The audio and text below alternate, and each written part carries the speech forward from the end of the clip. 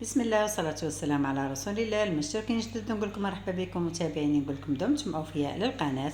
ان شاء الله فيديو اليوم يلقاكم بافضل واحسن حال. وصفتنا لنهار اليوم طبق ساهل ماهل كالعاده، بمقادير مضبوطه ومتواجده في كل بيت، ومقادير اقتصاديه يعني كامل تقدروا تحضروه بطريقه مبسطه وسهله. تقدروا تحطوه كطبق رئيسي، تقدروا تحضروه في مناسباتكم، ولا اذا عندكم عرضه، ولا هذه الوصفه راح تساعدكم ياسر.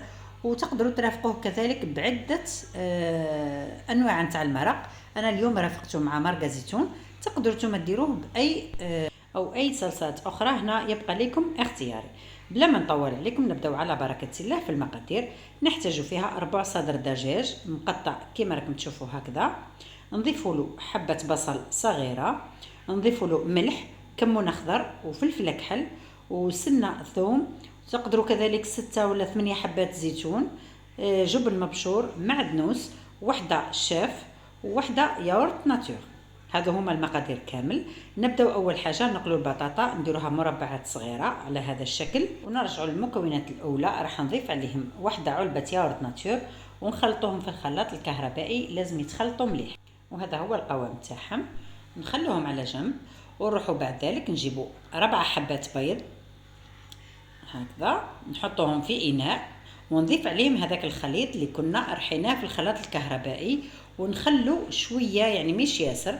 راح نضيف عليهم 4 ملاعق اكل لا شابلور، يعني حتى نتحصلوا على قوام يكون يساعدكم انكم تشكلوا ديبولات هكذا. انا ضفت تقريبا 4 ملاعق اكل، نخلطوهم ونشكلهم كريات كما راكم تشوفوا. راح نطيبهم في مرق ونزين بهم الطبق هذا. تقدروا تستغنوا على هذه المرحله. ونرجعوا للخليط الاول نتاع سكالوب مع البيض. راح نضيف لهم جبن مبشور، ونضيف لهم كذلك معدنوس وحبه نتاع فرماج شاف، نقطعوها قطع صغيره كما راكم تشوفوا ونحطوه على جنب. ونرجعوا للبولات اللي كنا وجدناهم.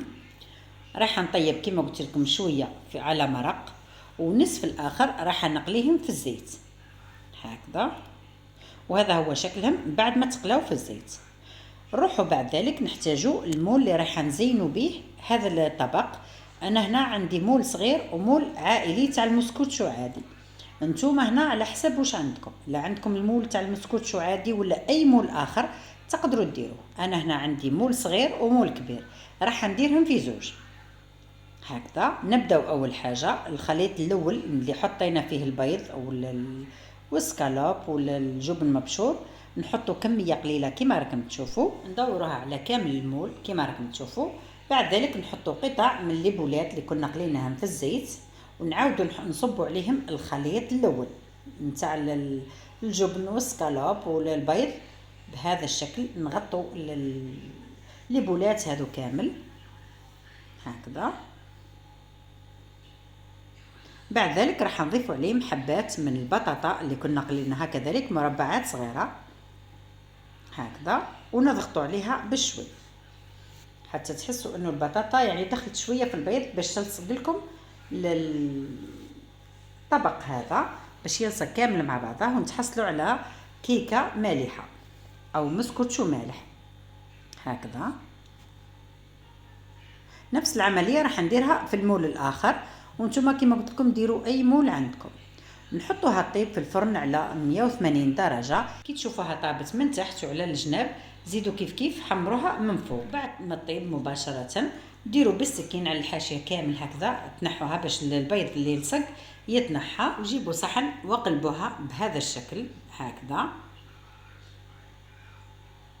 اضغطوا عليها بشويه برك وعاودوا نحوا الطبق عادي هكذا. وللامانه هذا المول كي عاد جديد ما لصقليش، والمول نتاع المسكوتشو تاعي القديم لصق لي. يعني تقدروا ديروا مليح للفرينه، ولا تقدروا ديروا ورق الطهي ثاني هكذا باش تتفاداو انه ما تلصقلكمش المقبله هذه ولا هذا الطبق.